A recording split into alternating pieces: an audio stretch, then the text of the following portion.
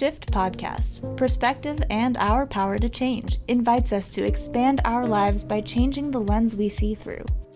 Is something different calling you? Do you ever ask yourself, is this all there is?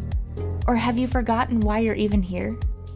Trish and Diane create insightful and empowering conversations about connecting the self, soul, nature, and community. Navigating life by choice rather than circumstance is how we make the shift to expand our humanity. The shift starts now.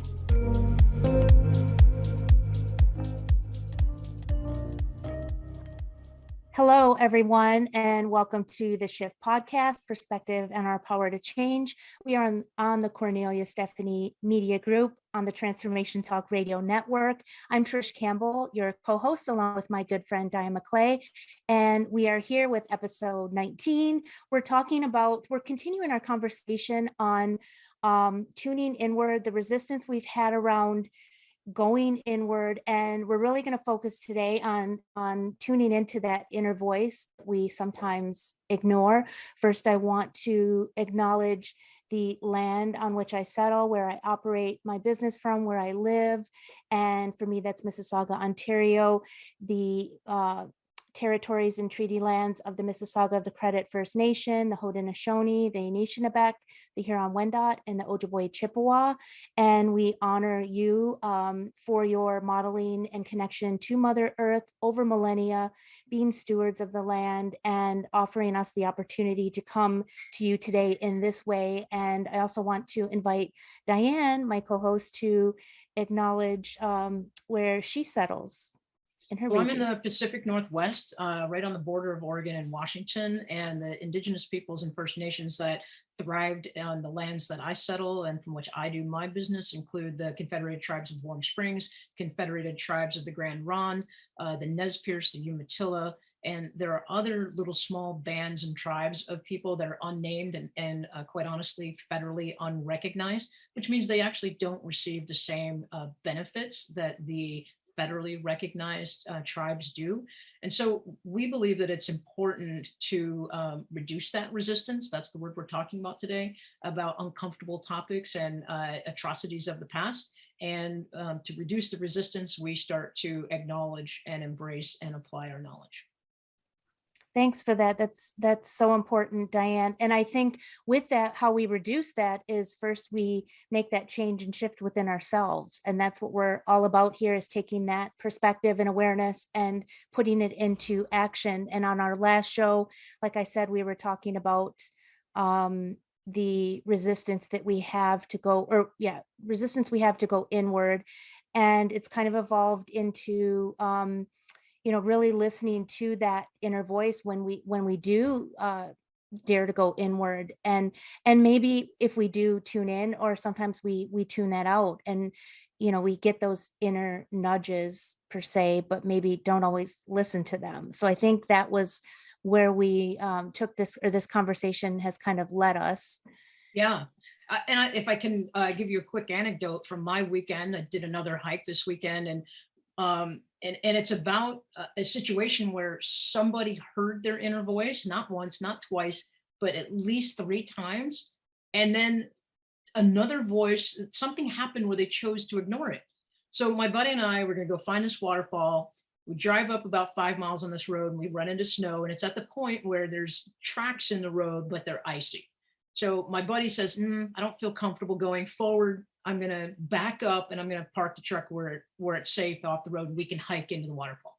So we hike in 1.5 miles and the road is only going more up in elevation and it's getting icier and the tracks are getting worse. And we're like, wow, we're really glad that we parked here. This is a good hike. We saw a lot of things we wouldn't have normally seen if we'd driven by it.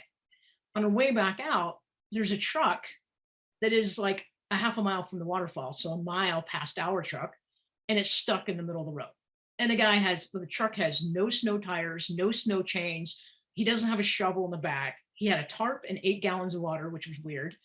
And he is just spinning his tires trying to get out.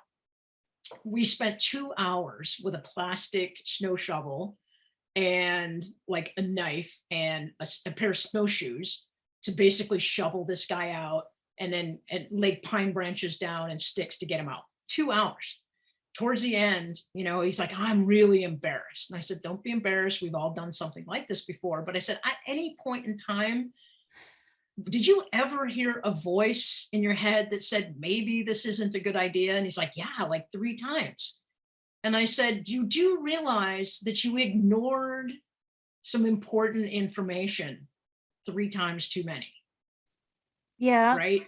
He's like, oh, at that first turn, I thought I should back up. Oh, when I crossed the bridge, I was looking for a place to turn around, but I couldn't find one. And then the 3rd time he said, yeah, I just thought if I kept going, I'd find something. So the analogy of that story is he had the voice. So this is a man, 60-year-old man, not a woman, which my first point is men and women have this internal voice. Right. It's not just women's intuition, right? But he had it, he heard it, he talked himself out of it. In fact, after he talked himself out of it the first time, he ignored it the next 2 times, and it got him into trouble. Yeah.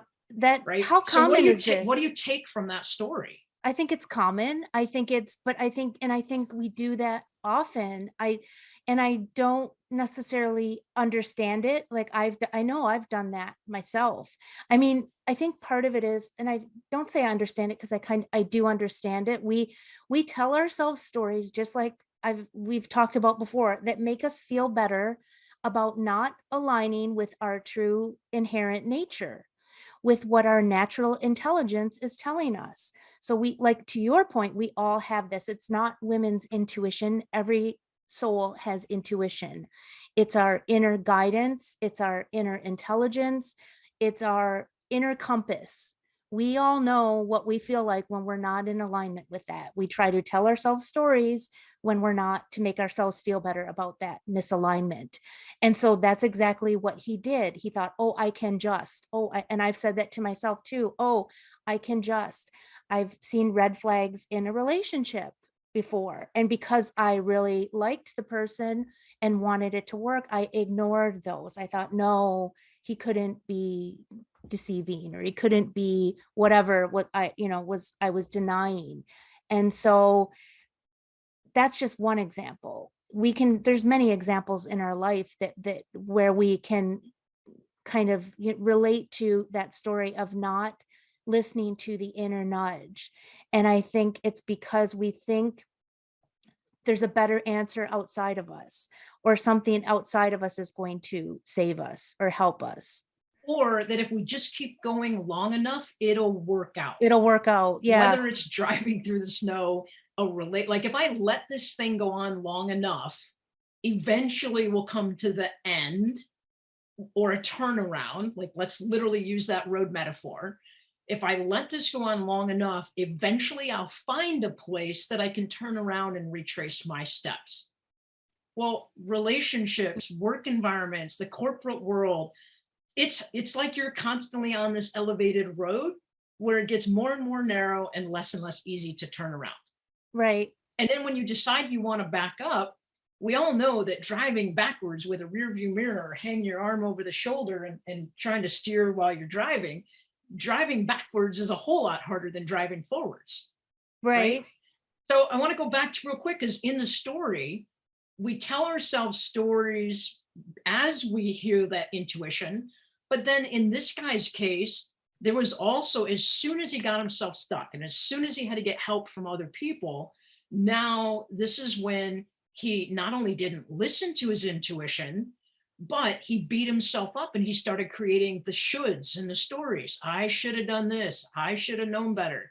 I shouldn't have come up here. I feel like a dumbass. I should have. And I said, hey, you know what? While we're trying to get you out, none of that is going to be helpful. Right. Don't like, I need you to focus on a positive solution that with enough, creativity, like I want, because that's what we talked about in our last show. I'll tie that in, but with creativity and intuition and awareness, where we paid attention to what was happening with truck tires and the differential and all that getting stuck. My buddy and I were able to put those things together and basically keep inching him out. Right. But the more he was beating himself up, the more he chastised himself, that judging voice that said, oh, everybody's going to think you're dumb because you did this.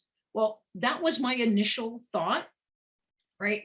Because I'm like, oh man, what is this guy thinking? But as I was helping him, like, we have all just gone for a drive one day and not anticipated that something negative would happen, right? Right. And when I left him, I said, here, you have a lot of information now. My suggestion is throw a shovel in your truck. My suggestion is maybe look at the tires on your truck to make sure that you have the tread to go up into the woods, right? And make sure you have a plan. But more importantly, when that voice starts talking to you, listen, tune in. It is I bet you he will think twice now about the next time that he hears that inner voice. I mean, hopefully, that has been my experience, and I've done it over and over again where I've like, oh, I wish I would have listened. Next time I'll listen.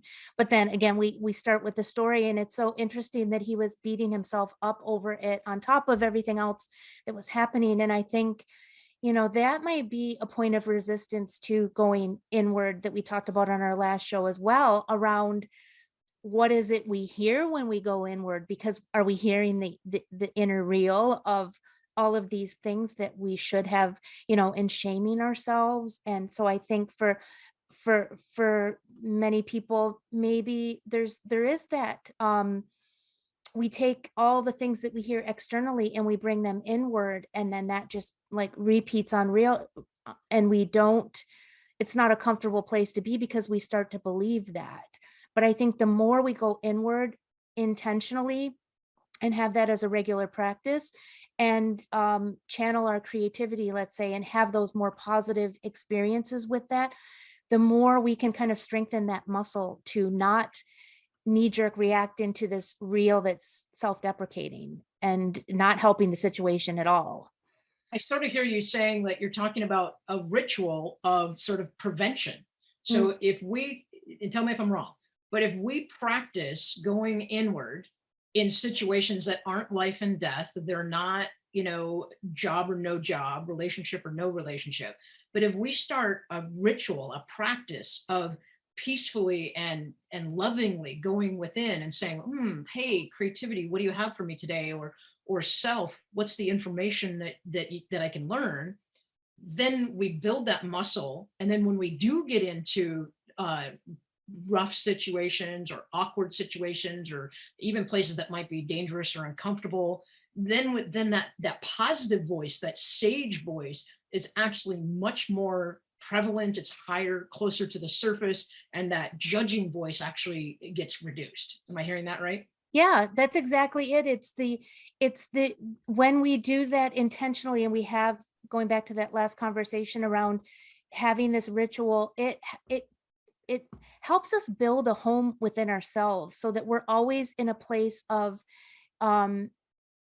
safety and comfort, really, if we're tuning into that, as opposed to, constantly looking externally for an answer for something when it's right inside of us all along, but we can't hear it because we're so tuned out from it. So if we have that regular practice of tuning in, we can, in those moments where,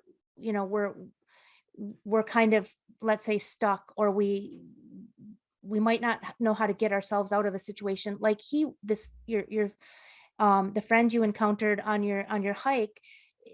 We have that inside of us. We have that muscle inside of us that we can lean on to have some sort of stability in the moment, inner stability, inner strength to get us to the next step, to get us out of it.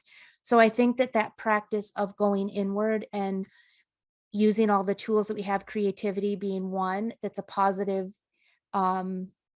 experience that strengthens that inner communication from our soul, that always wants the best for us, that knows our potential, that knows that everything is always working out for us, even if it doesn't feel like it. We have that to lean into when we don't know the outcome of something. It's called trust. As I'm listening to you, I heard a little muse in my ear whisper to me, finesse, not force. I love that. Yeah. Right. In the instance of this guy trying to get his truck unstuck, he was flooring the accelerator. He was trying to use the power of the truck to force his way through, half-inch tire deep snow and ice. And when my buddy and I were helping him, we figured out where places were spinning, and I put pine boughs underneath the tires to get a little traction. And we had to teach him how to get a little momentum and kind of come up on the crest of the divot that he was in, and then stop, and then put the truck back in reverse and build a momentum and come up on the rear divot that he was on. Because what that was doing is we were now using the weight and a slow speed of the truck to get him out of the rut. But when he was forcing it with power, he was just digging in deeper. He was making it worse. Right. So I guess my takeaway today is finesse over force. I think it works every single time. And I think you're more able to finesse when you proactively practice that inner connection and going inward and having that inner strength. And, I think of your analogy, and as you're telling me this, I'm thinking of, we keep, going back to the pandemic, but that's a big pivotal point for a lot of us in change in our lives. And for me, I had this practice of going inward, and it might not have been in the expression of art, but it was through it was writing poetry at that time, leading up to that. And I feel like having that regular practice of connecting inward and having that communication ongoing with my inner voice prepared me for a time of solitude and isolation and being separate from people and from things and the things that we're used to having in our lives. And so it's not to say that I didn't have moments of instability, but I was a heck of a lot more stable in that time of uncertainty because I had been having the regular ongoing practice of connecting with my soul, with connecting inward in various ways. So as uncomfortable as it is in the beginning, it's always taking us to a new place of, we talked about expansion, but it builds on itself. And it's something that's always there for us. And let's do this. I mean, you and I talk about this concept of connecting to self, and we have a practice and we have a ritual to do that. But let's brainstorm a couple things for our listeners that if they're not in the habit and they don't know where to start about how to create that connection, what would be some simple ways that they can just start creating that space? My first thought is that we block out time for work. And if you're a parent, you block out time for your kids, music or sports activities. Mm-hmm. For me, it sounds like one of the first steps would be to literally put on your calendar, and it could be as simple as 3 minutes a day. At 7:03 in the morning, I am going to write or just sit quietly or meditate or pray or whatever that is. Like block it on my calendar would be my first suggestion. Yeah, I think that's good. And, I myself going through my own experience, I'd be like, oh, I don't need to put it on my calendar. I'll just do it. But you know what? It doesn't always happen when it's not on. Like when I see a reminder, I have a reminder of another exercise I do for positive affirmations and writing out 3 things I value about myself in the morning. Just every day it's something different. And it's like, might sound silly, but I put it in. And so every morning I'm seeing that reminder. And every morning I'm doing it because I'm looking at our phones. We're looking at our phones. So why not put it in your schedule and remind yourself? And for me too, that practice of, like we talked about on our last show, of the creativity and the ritual I have around painting every week. And that became something like I look forward to that time on Saturdays to have a date with myself. And it doesn't matter if you're in a relationship or not. I think everyone can benefit from having that alone time and self-exploration, whether, through whatever creative means that, feels good for you. Right. So put it on your calendar. I think another easy thing, you could write a couple, and Trish and I can help you with this as well. I mean, if you're looking for some creative writing prompts, you can get them off the internet, but we have some that work for us. You could always contact us. For some people, when I encourage people to go to nature, I ask them the question, when you go out on your walk, ask yourself, what do I observe? not what do I see? Because seeing is very passive. Our eyes are always taking in our surroundings, and we're seeing things even if we don't know that we're registering. But observing kind of up levels that. I observed a boy playing on a bike. Okay. And then what? What does that mean to me? What memory does that create? What feeling or emotion does that generate? Why is this important to me? Why did I notice these things? Right? But as soon as you challenge yourself to observe something, your brain is going to respond because it sees it as a problem and it's going to solve. So Right. that's another thing people could do. I have a friend who is a coach, and she has a very busy family life. She makes a point to get up at like 4:30 in the morning, and her household starts to wake up around 5:30. She makes herself a cup of coffee. Mm. She's in her robe. She's in her living room, and she takes that first hour of complete house quiet to connect to herself. Yeah. That's beautiful. I started doing that recently too. I take a couple hours to do all the things, to write, to and get up extra early to do it, but it's worth it to make that commitment, because I find that as I've been doing that, writing, meditating, all like the stacking of combination of things that help me go inward, the more centered and focused and stable I am in all, the human experience throughout the day. So Right. I think it doesn't have to be all of the above. It can be one small thing for a few minutes a day to start with. It's baby steps make just as big of an impact as the bigger steps. In fact, probably more, because they're more sustainable. So that is one thing I always like remind myself and clients too, that it's the things we think are too little and we might think they are insignificant are really what, when we turn around and look at where we've come, where we've been, and where we've arrived at, have been the most impactful. Right. And, let's tie that into the story, right? A lot of times people might say, well, this one little thing isn't going to make a difference. Well, how do you know? Like, Yeah. you won't know that it doesn't make a difference until enough time has gone by to give you evidence and proof that it didn't make a difference. Right. Right. But how do you know? So if you don't know for sure that it won't make a difference, maybe change your perspective and function as if it does make a difference. It does. Yeah.